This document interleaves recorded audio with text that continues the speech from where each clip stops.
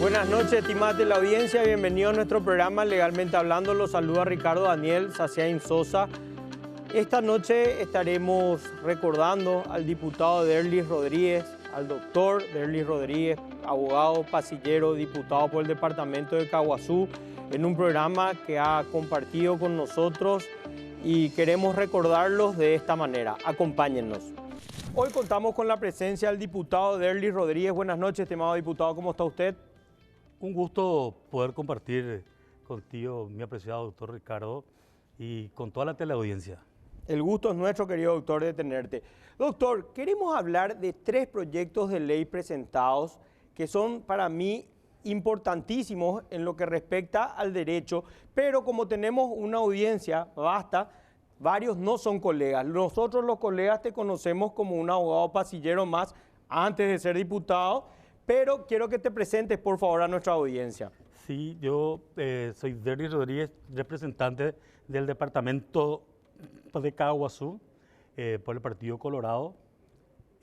Como bien decías, me he dedicado los últimos 12 años de mi vida a la profesión de abogado. También soy contador, previamente a poder ejercer la labor como abogado. Lo hice como contador muchísimo tiempo, pero en los pasillos hoy pude ver la realidad que sufren varios colegas y a través de esa visión hoy estamos plasmando leyes en donde podamos darle las herramientas necesarias para que podamos hacer de que principalmente la mora judicial sea mucho menor y que podamos identificar quiénes son los responsables de la mora judicial. Porque hablamos tanto, mi apreciado doctor, de la impunidad existente hoy en nuestra república. Hablamos mucho de lo que sucede en los pasillos. Hablamos mucho de una justicia que muchas veces es imparcial. Hablamos de una injerencia política dejando en duda la independencia que pueda tener la justicia. Pero sin embargo, yo estoy mucho más preocupado de la mora que se genera desde la falta de resoluciones, partiendo desde la Corte misma. Y ahí es donde hoy estamos legislando. Como decía por un medio el otro día, es muy fácil destacar los errores. Es muy fácil decir qué nos falta como sociedad. Pero nuestra labor principal desde el legislativo debe ser buscar las soluciones a través de leyes en donde podamos nosotros darle, repito, las herramientas necesarias a la gente para salir adelante. Y en este caso, yo lo estoy haciendo desde mi curul para los colegas y para que nuestra justicia realmente pueda ser más independiente, más eficaz y por sobre todas las cosas lo que siempre es un discurso. Justicia pronta y barata, dice la gente.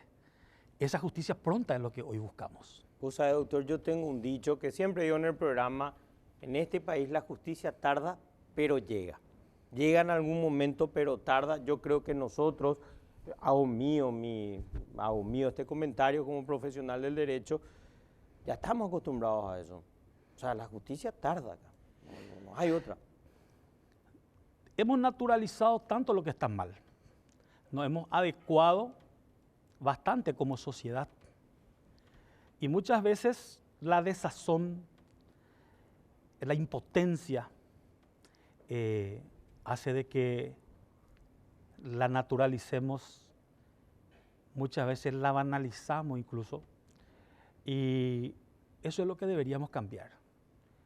Y yo creo que el despertar de muchos colegas hoy desde los gremios hace también de que en circunscripciones judiciales funcione mucho mejor la justicia en algunos lugares. Y yo te hablo desde la experiencia. Yo soy parte, por ejemplo, del Colegio de Abogados del Canindeyú, donde tenemos gente, cuando vos sos crítica, en este país ya te llaman prácticamente de problemático siempre. Contrasistema. Contrasistema. Y tenemos colegas que siempre están a favor del trabajo que venimos haciendo diariamente en los pasillos, que es muy sacrificado. Y yo debo destacar la labor del gremio, por ejemplo, ahí, en donde a muchos jueces y a muchos fiscales han logrado no quizás remover del cargo, pero sí del lugar en donde están, por lo menos de la circunscripción, cuando no cumplen con sus funciones. Porque eso que decías, muchas veces nos aguantamos a ver cuándo sale y no exigimos que los plazos se cumplan. Y eso es lo que hoy nosotros estamos plasmando en leyes, por ejemplo, en las modificaciones que pedimos en nuestro Código Penal, por ejemplo. Hoy nosotros decimos, por ejemplo, que la prisión preventiva no puede durar más de 2 años. Y me sacan en tapa de diario y me dicen de que yo quiero acompañar a la impunidad. No, lo que yo quiero es que se respeten los derechos que están consagrados en la Constitución Nacional y de que hemos firmado pactos nosotros y acuerdos internacionales en donde nos comprometimos a que los plazos iban a ser los menores y que la prisión preventiva iba a ser la última ratio. Y que solamente la prisión preventiva iba a ser a efecto de que se someta a la investigación, al proceso nada más. Y como si yo le investigo 12 meses a una persona, ¿por qué le tengo que tener 5 años privado de su libertad, por ejemplo? ¿O por qué le tengo que someter a todo ese tiempo a que espere una condena? No por una incapacidad o no por una chicanería, porque hoy dicen por nosotros los pasilleros, y me sigo incluyendo, porque por más que soy parlamentario hoy y se me dificulte ejercer la profesión, lo traigo en la sangre eso, y como un sistema de vida, lo que es la vida del pasillero. Y me identifico con los colegas todos los días. El tema de autores que dicen que la imputación no causa agravio. La mentira más grande que hay, y acá ligarte una imputación es lo más fácil que hay. Te inventan una causa y ligan una imputación en 2 minutos. Y te vienen todos los ataques mediáticos que se puede, también acompañado de eso, porque no va por la importancia del caso, sino que por la persona. Entonces tratan de menoscabar tu propio ser. Pero ahí tendríamos que tener una acción de los jueces de garantía, que disculpen, pero hay varios que prácticamente de garantía no tienen nada. Y como vos decís, te someten y te agarran y ya no te sueltan. Sí, hoy por eso siempre hablo yo de que necesitamos jueces, necesitamos magistrados con carácter, necesitamos fiscales que tengan carácter, necesitamos para eso la independencia de la justicia. ¿Y cómo vamos a lograr justamente eso? Respetando los plazos. Por eso planteamos esta modificación, por ejemplo, nosotros hoy, de que la duración de un proceso, lo que decía, la mentira más grande, la imputación no causa agravio.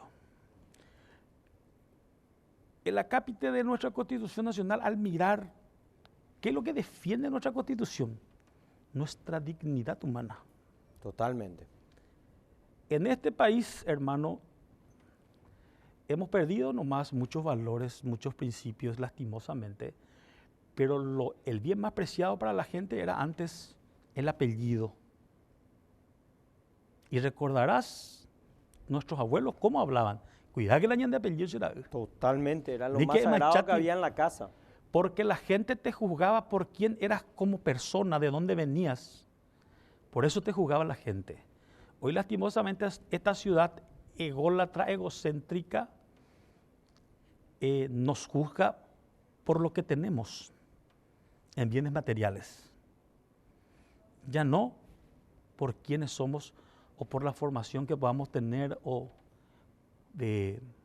por una historia que vamos a tener como familia. Lastimosamente hemos denigrado tanto la familia y nuestra sociedad ha cambiado de conceptos en donde los valores prácticamente hoy no tienen parte principal, que es algo que tendríamos que recuperar. ¿Y cómo lo vamos a hacer? Con la educación. Es un trabajo que nos va a llevar años, pero que tenemos que empezar.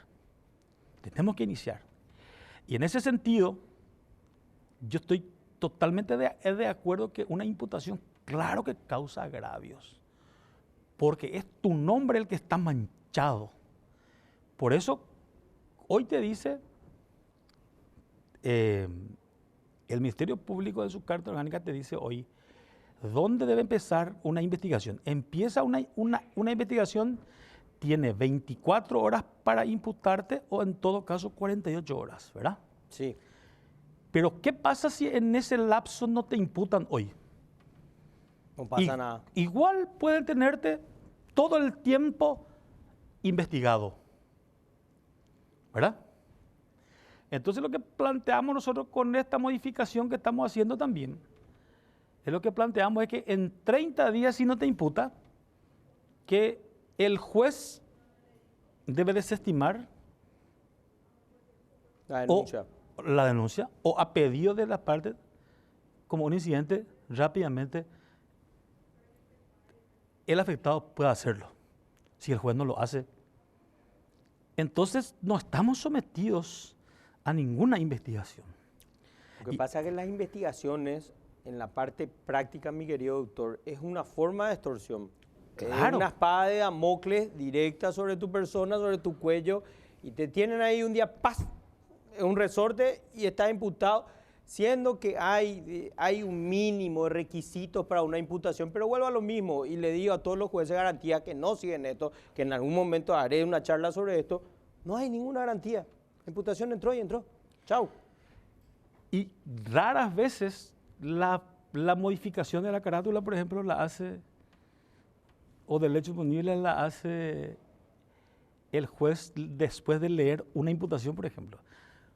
Porque como decías, porque no leen, lastimosamente. Porque no le dan la importancia. ¿Por qué? Porque como decía, hablando el otro día con quienes están interesados en este proyecto de ley y hablando ya ahí de ministros de corte, de jueces, de propios fiscales, donde le decía yo, con esta ley, con esta modificación que estamos planteando hoy, les decía, los plazos se van a cumplir. Hoy te dice, el proceso 4 años va a durar, pero te dice, una vez planteada el recurso, volverá el plazo a correr una vez de que se resuelva. No. ¿Y cuánto tiempo tiene para resolver? No te suelta, el sistema te aprisiona y te deja. Pero hoy taxativamente en este proyecto de ley, que vamos a compartir seguramente con los colegas después en copias, este proyecto de ley que presenté, taxativamente hoy dice que va a correr el plazo una vez que pase el plazo de ley establecido, que son 5 días, 10 días. Un ejemplo, hoy para una admisibilidad tiene 60 días la Corte. Pasando los 60 días, va a correr nuevamente el plazo. Y van a prescribir, y van a prescribir muchas causas, pero vamos a tener los culpables de que esas causas hoy estén prescriptas. ¿Por qué? Y esa gente va a tener que irse a sus casas por mal desempeño de funciones. Cuando hablamos de esa gente, mi querido doctor, todos los magistrados, incluidos los de la Corte. Entonces, ¿es una medida drástica? Sí, pero tenemos que combatir la mora. Porque este sistema que tenemos hoy, como decías, se presta primero para la extorsión, se presta mucho, a muchos abogados nos dejan, y siempre digo esto, nos dejan como inútiles. ¿Por qué, doctor? En el sentido de que vos tenés una causa con tu cliente y tenés en la corte hacía 9 meses ya parada. Y no solucionaste, ¿por qué? Porque te fuiste, no se admitió nunca siquiera, aún para su estudio. Y viene otro abogado y le dice, no, tu abogado no tiene nomás los contactos en la corte. Yo te voy a solucionar. Y vos hiciste un trabajo de 5 años para tu cliente. y viene alguien que le dice que tiene contacto y consigue que se admita, por ejemplo, en 2 o 3 días. Perdón, doctor, recapitulo entonces. Sí. Espera. Porque puede pasar, ocurre, dicen que entonces usted Sucede. está diciendo que en la corte hay personas que tienen un acceso diferente a los demás, a nosotros los demás profesionales o demás colegas. En todos los ámbitos existe eso. Y la Corte no está exenta, ningún tribunal está exento, ningún juzgado está exento, ninguna unidad fiscal está exenta. Estamos hablando de tráfico de influencia. Y quien diga lo Posible contrario, tráfico. y quien diga lo contrario está mintiendo. ¿Verdad? Y yo soy, en ese sentido, siempre muy de frente y digo, y no solamente acá, digo desde mi curul, lo dije siempre desde la profesión ejerciendo como abogado. Y he denunciado a muchísimos jueces y he denunciado a muchísimos fiscales Ante el jurado, doctor. ante el jurado, y muchos hoy están en sus casas, ¿verdad? Porque siempre he sido partícipe de que la justicia tiene que llegar rápidamente para la gente. Porque cuando yo asumo una responsabilidad para ser juez, yo sé que tengo que trabajar. Si no tengo las herramientas para cumplir con mi función, yo tengo que exigir que me pongan las herramientas. Porque si yo no exijo a que me pongan los implementos que necesito y por eso no puedo cumplir mi función, entonces debo renunciar a eso. Debo renunciar entonces, porque no voy a cumplir con lo que me he comprometido. Claro, por los Y eso es lo plazos. que no hacemos hoy. Entonces, en este país alguna vez tenemos que empezar a ser serios nuevamente. Y empecemos desde acá. Y hoy vamos a tener las herramientas nosotros por ley. Yo estuve trabajando, siempre nos quejamos, lo que decías, no existe garantía de parte de los jueces.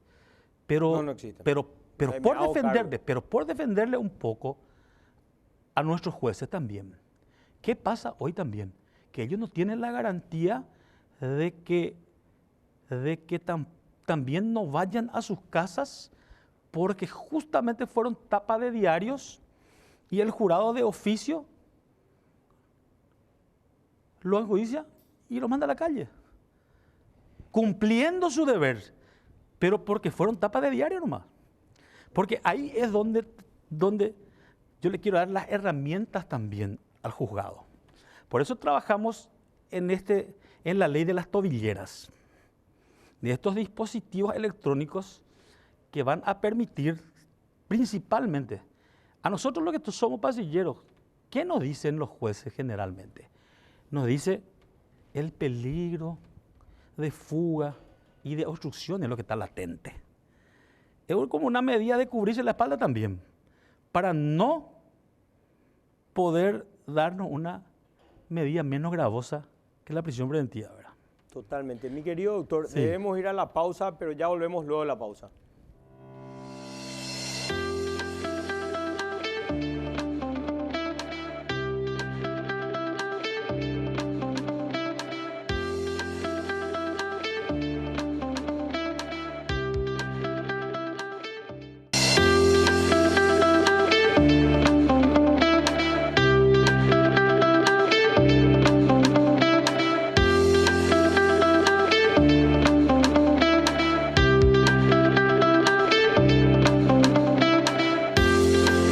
Nuestro programa Legalmente Hablando con la presencia del diputado Derlis Rodríguez. Estimado diputado, disculpa que te tuve que interrumpir, pero me están diciendo producción que debíamos ir a la pausa, pero continuemos. El tema de las tobilleras electrónicas, yo fui uno de los primeros en proponerlo como profesional, había traído una empresa en aquel entonces brasilera y qué sé yo, era antes del COVID, me recuerdo, y seguimos en el mismo chiste, vamos a implementar que con el coso, el feminicidio es latente. Es un problema real. Yo siempre hago hincapié en la violencia contra la mujer. En este país existe un problema, pero evidentemente no hay voluntad.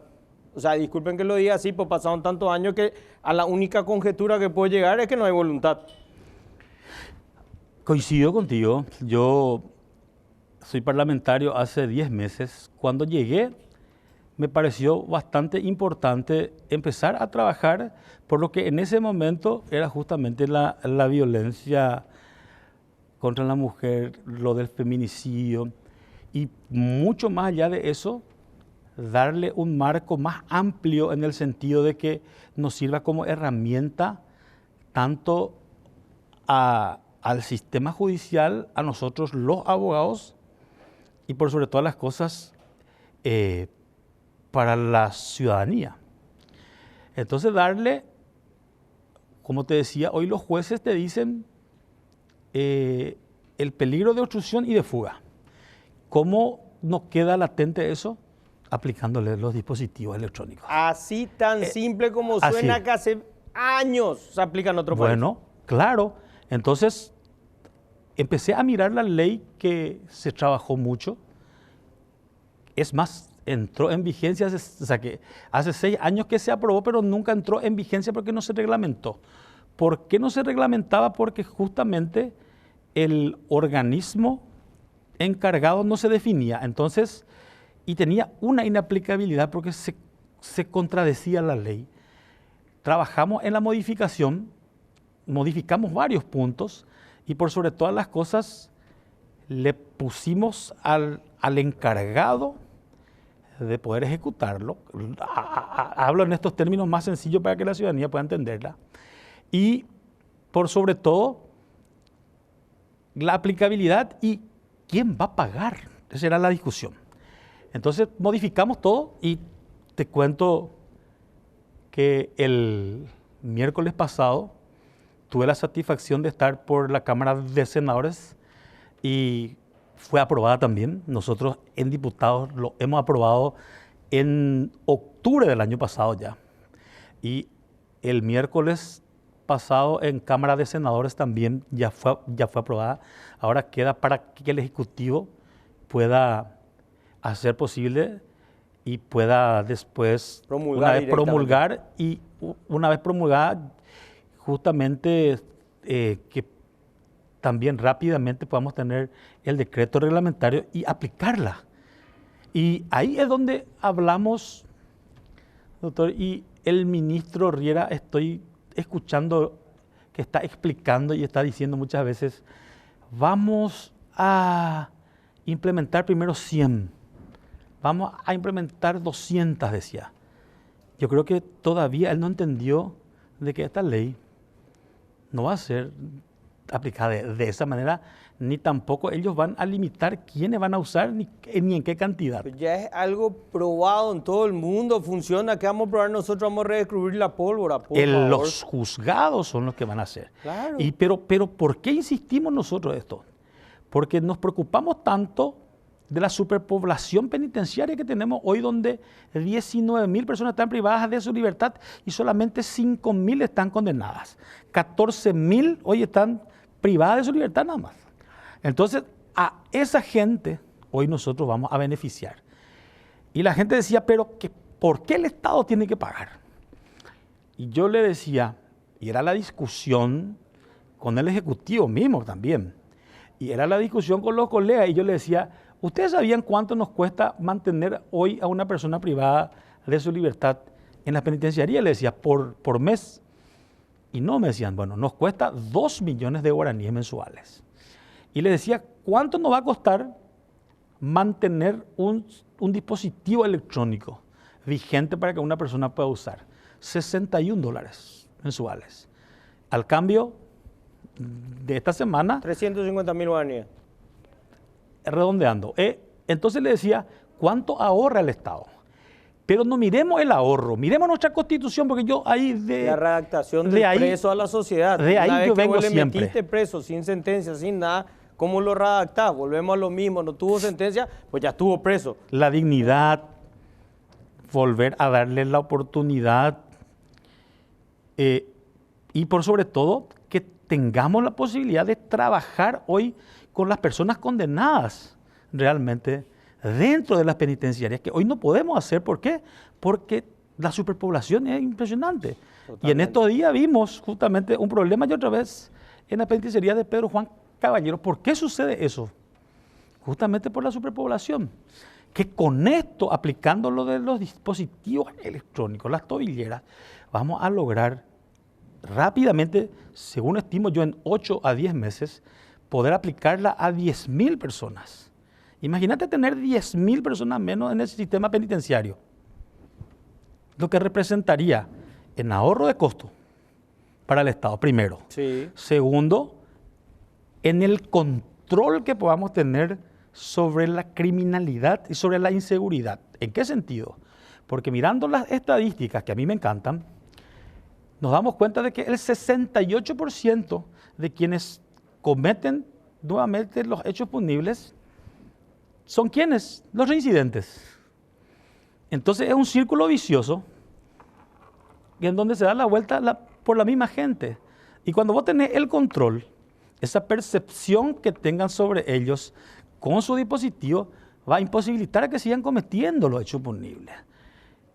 No te digo en un 100%, pero por lo menos en un 80%, porque nuestra ley hoy establece de que si ellos incumplen con las medidas, se les revoca rápidamente y se les priva ya de la libertad que pueda volver a acceder a ese beneficio.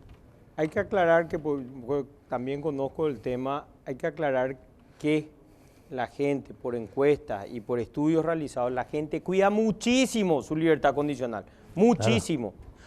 Y volviendo a lo impopular, porque a mí me costó bastante, muchas veces ya ser impopular.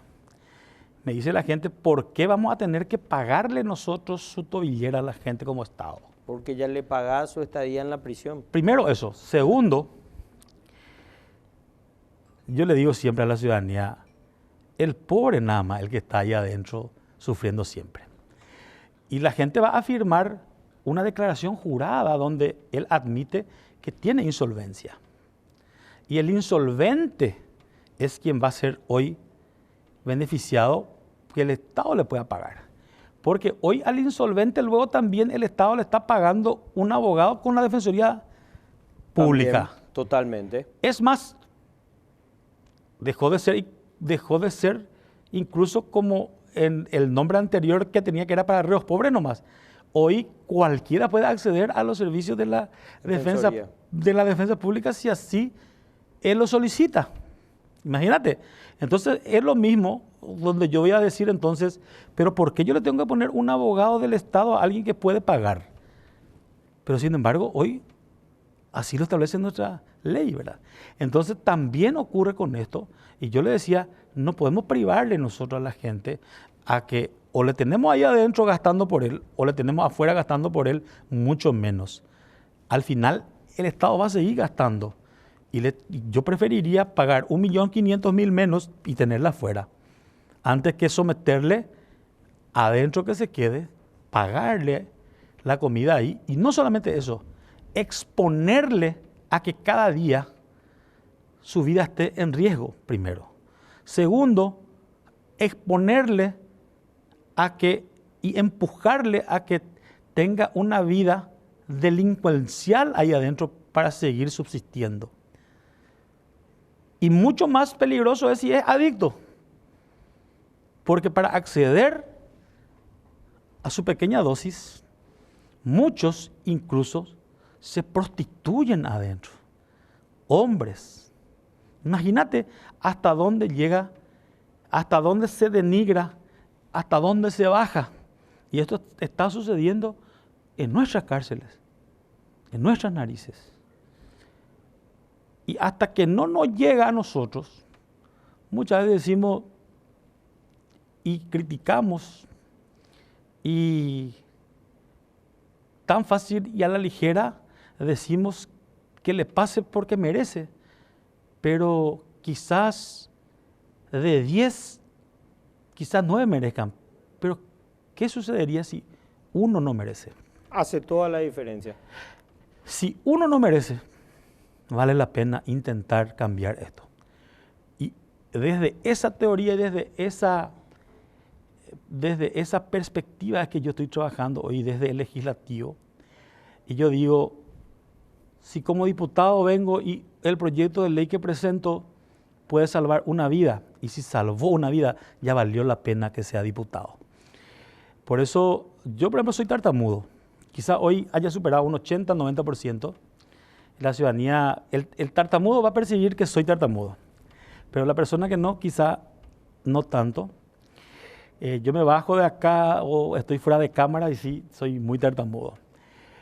Y yo vengo de una familia muy humilde en donde no tuve la oportunidad de tener el acompañamiento de un psicólogo, por ejemplo, en mi trance de adolescente y de joven. Y sufrí bastante hasta los 24 años más o menos del bullying, en donde, como siempre cuento, y esto es fuera de un contexto, pero No, por favor. para conversar nada más Sí. del alcance de lo que pueda tener una ley nomás, dando números. Y hoy sufrí tanto bullying que, por ejemplo, los primeros días de colegio no me iba porque tenía que presentarte y decir, yo soy fulano de tal, vengo de tal colegio, y yo no podía siquiera decir mi nombre, ¿verdad? Entonces, los primeros 15 días yo no me iba al colegio para no presentarme. A la universidad la misma cosa, estudié primero contabilidad, me encantaba derecho, mi papá soñaba que sea abogado, pero yo no podía por la limitación que tenía, por la discapacidad esta, de la cual estamos hablando. Entonces, primero tuve que estudiar contabilidad, después hice derecho. Se estima hoy que las personas que sufrimos de disfluencia, de disfemia o de tartamudez, que somos prácticamente el 2% de la población en Paraguay, o sea que 150.000 a 200.000 personas más o menos, de los cuales hoy creemos que niños y adolescentes entre 5 a 12 años son 40.000 más o menos. Y en esa etapa de 5 a 12 años, según los últimos estudios, si se trata con fonoaudiólogos y con especialistas, pueden superar en un 80 a 90%. Lo que yo logré a los 24 años, increíblemente, porque una persona me habló bien y pude cambiar. Entonces, hoy podemos lograr nosotros.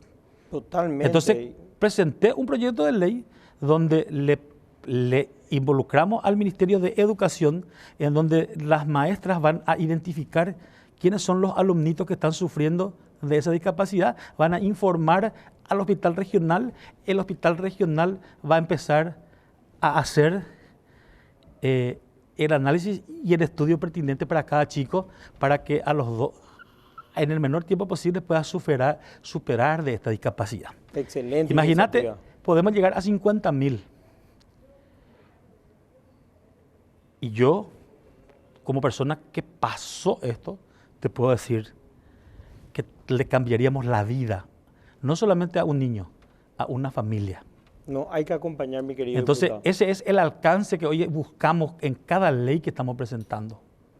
Te felicito por su perspectiva, mi querido diputado. Debemos ir a la pausa, pero ya volvemos.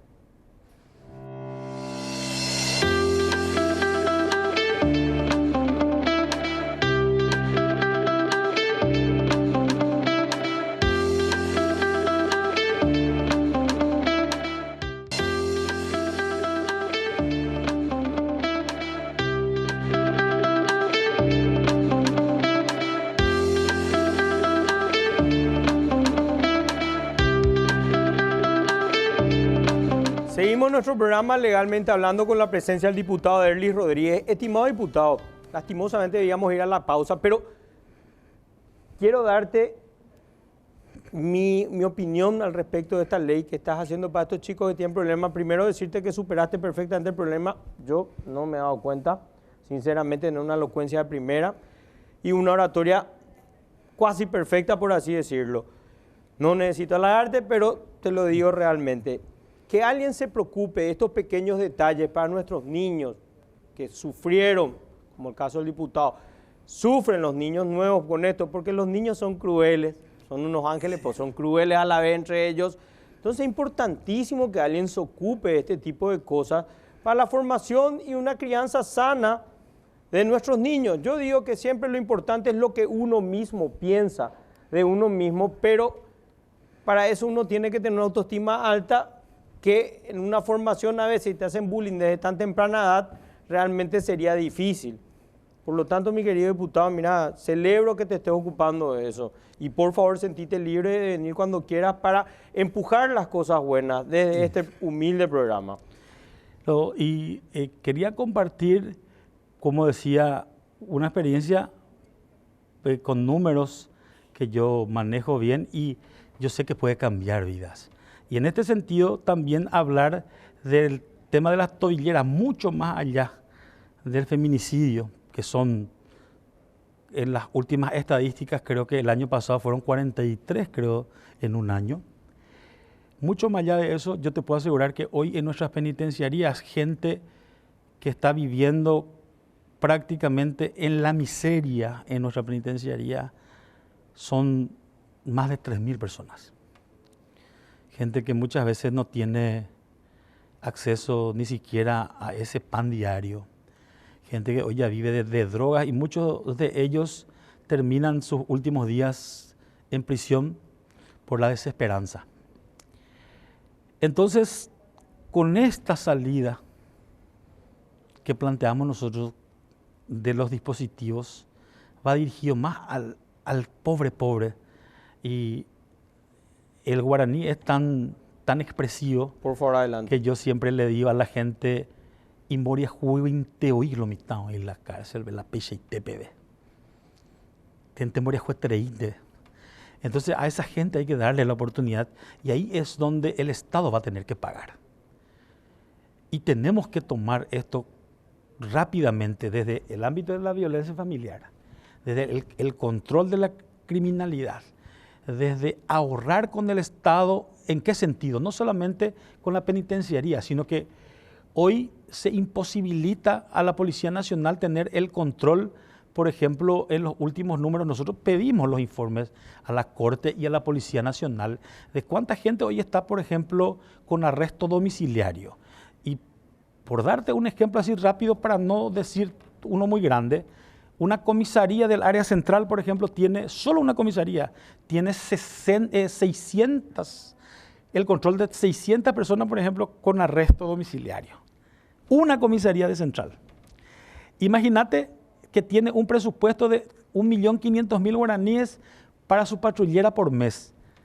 O sea que tiene 50.000 guaraníes por día. Imposible. Imposible, cumplimiento imposible. ¿Y cuántos funcionarios tiene? O sea que no se puede cumplir.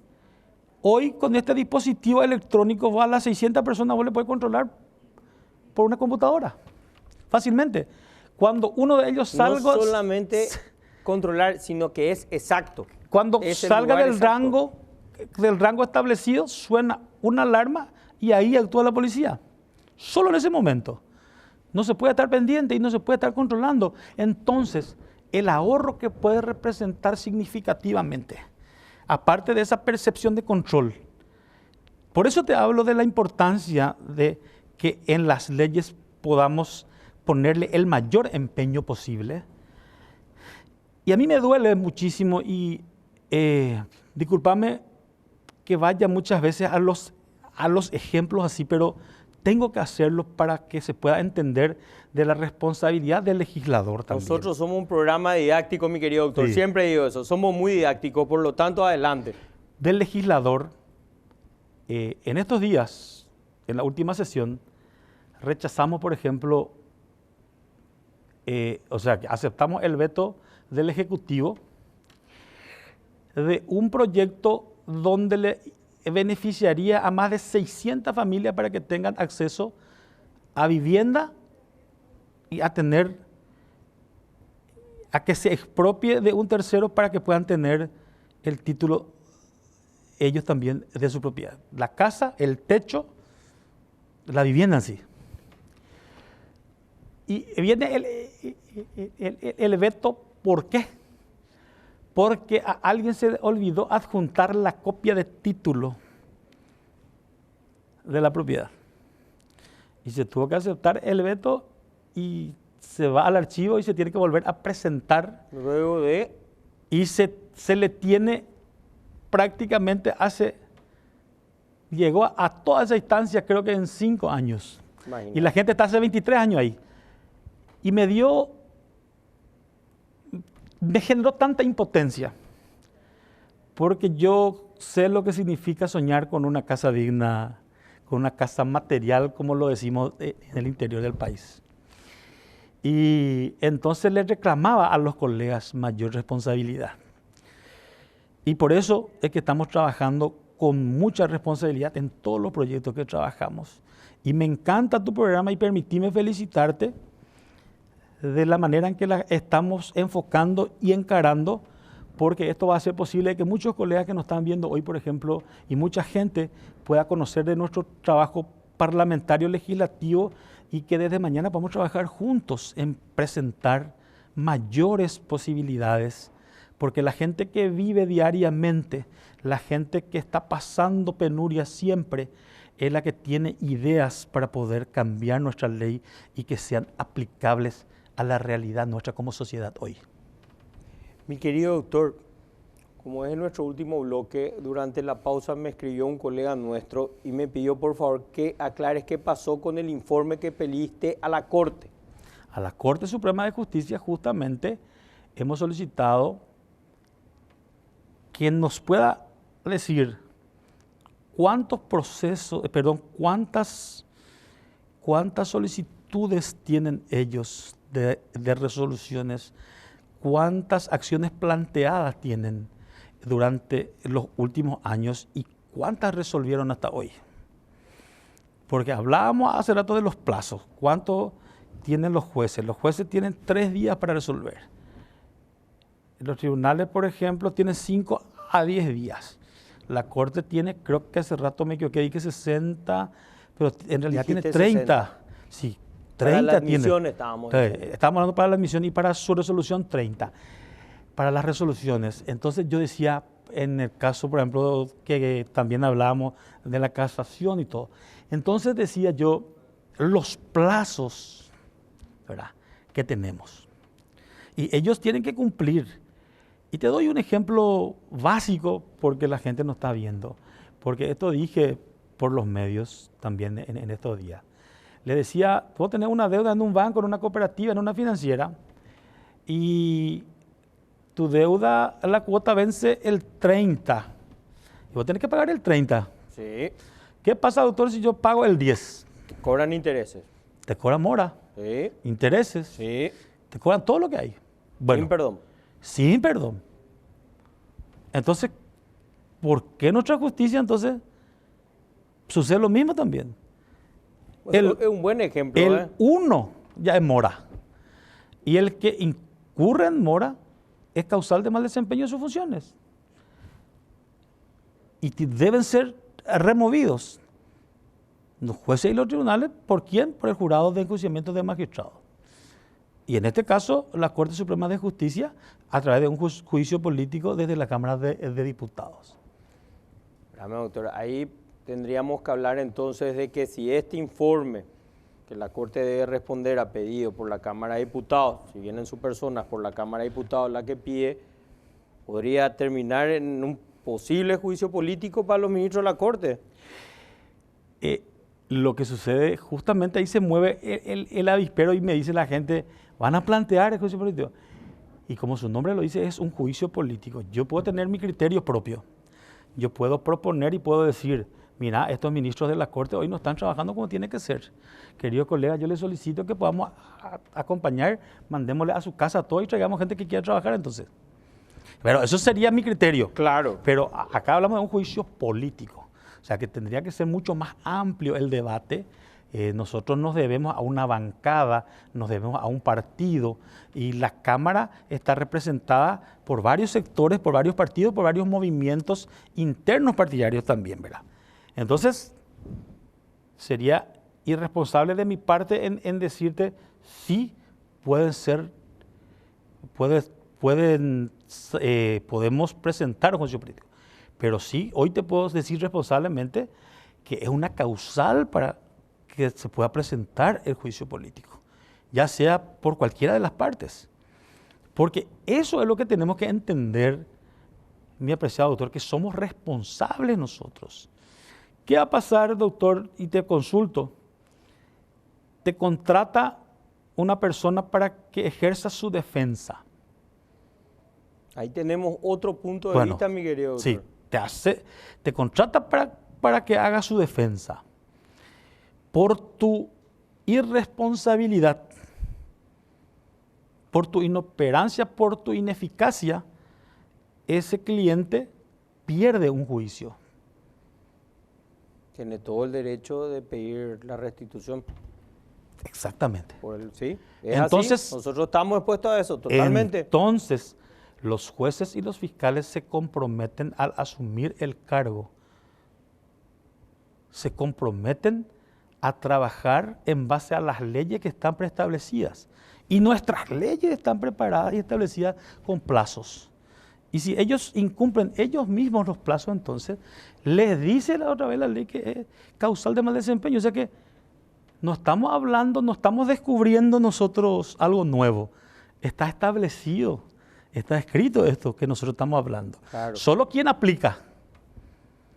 Ahí es donde hablamos que naturalizamos tanto lo que está mal, que creemos que está bien. Claro, ya normal. Sí, pero no tiene que ser de esa manera. Entonces, querido doctor, pero ahí la Corte tiene una posición también sí, de los resortes procesales, que yo sí, creo que todo lo que esté dentro de la Constitución o las leyes se puede usar, por supuesto, al libre albedrío del profesional, pero volvemos a la parte de casar matrículas. En conclusión, para dar un sí, cierre, porque esa es la posición de ellos. No, es muy fácil para ellos creer que nosotros somos los causantes de la mora judicial. Y ellos quieren establecernos y quieren delimitarnos a ver qué herramientas procesales nosotros tenemos que utilizar para tal o cual cuestión que es totalmente inconstitucional. Es más, yo estoy planteando la modificación del Código de Organización en ese sentido y sacarle la potestad a la Corte, por ejemplo, de que tengan el control sobre las matrículas. No tienen por qué tener el control de nosotros los profesionales ellos hoy. Yo que manejo también creo propio, o sea, es inconstitucional, sí, totalmente. Nosotros tenemos que empezar entre nosotros los colegas a tomar esto y nosotros formar desde un colegio, desde un colegiado, en donde exista un tribunal también entre nosotros, en donde podamos realizar nuestras denuncias pertinentes y se pueda analizar de la manera correcta y que ahí se tenga que decidir, pero no estar expuesto ante la Corte justamente por lo que decíamos. Y yo siempre digo esto, por eso planteamos la equiparación de la defensa pública con la Fiscalía General con una ley. Mi querido doctor, debemos terminar el programa, pero te extiendo ya mismo acá al aire sí, otra invitación, pues no pudimos hablar de esa ley de la Defensoría. Sí. Por lo tanto, mi querido doctor, ya te extiendo para otro programa, ¿eh? Mira, hay tanto por hablar que yo te agradezco por este espacio, por este tiempo. Agradezco y celebro de que los pasilleros tengamos esta oportunidad de tener un espacio donde, porque hoy no hablo solamente como mi rol de parlamentario, sino que hoy hablo como abogado pasillero. Y decirte tener estos espacios en donde podamos expresarnos, explayarnos y por sobre todas las cosas gritar nuestras verdades es muy importante. Y ponerme a disposición de ustedes, de los colegas y de la ciudadanía en general, de que podamos llevar adelante juntos proyectos de leyes para que sigamos creciendo como sociedad. Yo sigo creyendo en un Paraguay diferente y creo que a través de la legislación nueva podemos lograr cambios interesantes, doctor. Muchas gracias por habernos acompañado en este programa con el diputado Derlis Rodríguez. Mis más sinceros pésames para toda su familia. Nos vemos el próximo domingo a las 21 horas.